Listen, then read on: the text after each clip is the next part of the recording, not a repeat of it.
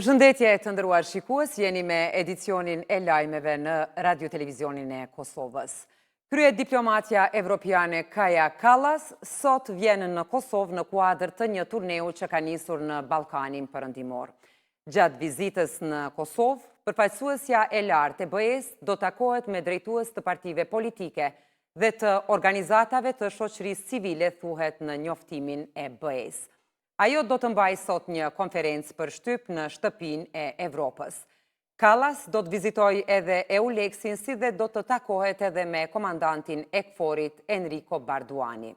Para vizitës në Kosovë, ajo ka thënë se dialogu Prishtinë-Beograd është një domosdoshmëri për të ecur përpara dhe se tani është koha për t'u riangazhuar. Shefja e diplomacisë evropiane pas vizitës në Kosovë dhe në Serbi do të qëndrojë edhe në Maqedoninë e Veriut. Presidenti Vjosa Osmani u prit me nderime të larta shtetërore nga homologja zvicrane Karin Keller-Suter. Ajo theksoi se Zvicra e ka mbështetur Kosovën në rrugtimin demokratik dhe se marrëdhëniet mes Kosovës dhe Zvicrës do të forcohen edhe në bashkëpunimin ekonomik, derisa vlerësoi mërgatën shqiptare për kontribut në fusha të ndryshme. Mbrëm Osmani ka marrë pjesë në darkën shtetërore të organizuar nga presidentja e Zvicrës Karin Keller-Suter dhe Këshilli Federal Zvicran. Ministri në detyri punëve të brendshme Xhelal Sveçla ka pritur në takim të ngarkuarën me punë në ambasadën e SBA-s në Kosovë, Anu Pratipati. Sveçla përmes një postimi në Facebook ka bërë të ditur se kanë diskutuar mbi angazhimet e Ministrisë të punëve të brendshme dhe për situatën aktuale në Kosovë. Ai tha se mbetet i përkushtuar për bashkëpunimin e vazhdueshëm të bazuar në interesat më të mira për të dyja shtetet.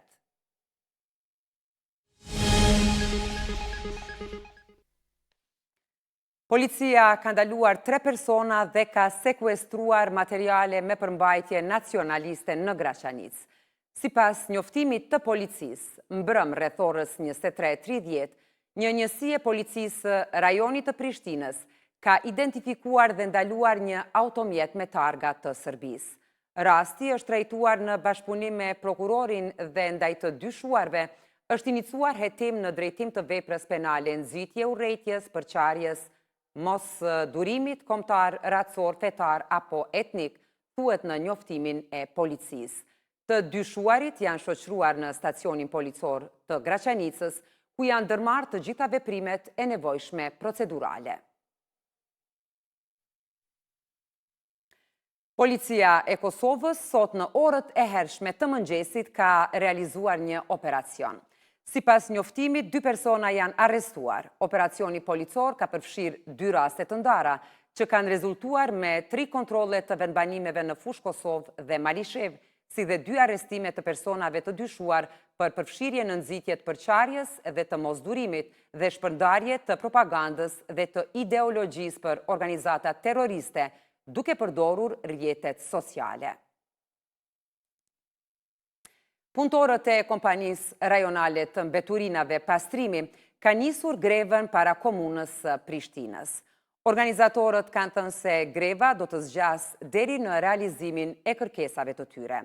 Sipas shoqatës sindikale pastrimi, në këtë grevë do të jenë rreth 300 punëtorë dhe të punësuar në këtë ndërmarrje me qëndrim të vazhdueshëm, por për komunën e Prishtinës, punëtorët e pastrimit po keq përdoren për qëllime politike e grumbullimi i tyre sipas komunës është i panevojshëm.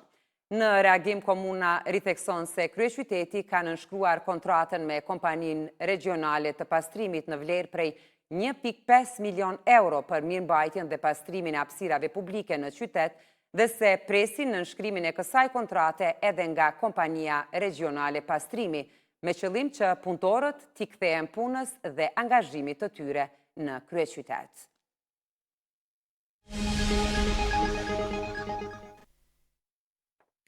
Dy punonjës të ambasadës izraelite u vranë një sulm të armatosur jashtë muzeut hebraik në Washington, D.C. Sulmuesi para se të shtinte mbi viktimat thirrri me zë të lartë liri për Palestinën.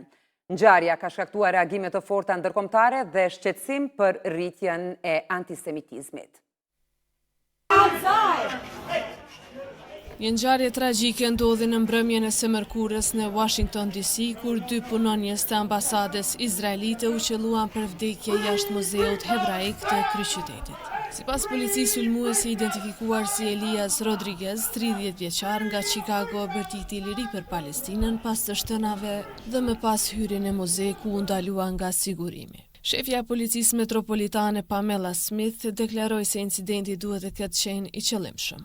Sipas saj, Rodriguez nuk ishte pasur me parë kontakte me autoritetet dhe nuk ishte histori të njohur që do ta vendoste atë në radaret e tyre. Ambasadori izraelit në Sheba Leiter zbuloi se viktimat, një çift i ri, kishin planifikuar të fejoheshin së shpejti.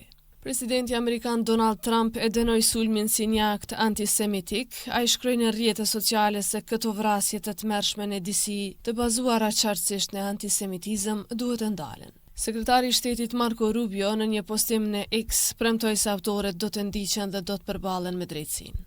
Edhe ambasadori izraelit në OKB Danny Danon e cilsoi incidentin si një akt të shthurur të terrorizmit antisemitik. Theksoi se dëmtimi i diplomatëve dhe komunitetit hebraik është kalimi një vije të kuqe. Të nderuar shikues, kaq për këtë edicion informativ. Për të mos humbur asgjë nga lajmet më të fundit, na ndiqni dhe pëlqeni edhe në rrjetet sociale, aty ku informacioni vjen shpejt dhe sakt. Dhe mos harroni, jemi gjithmonë live në rtk live.com. Faleminderit për vëmendjen.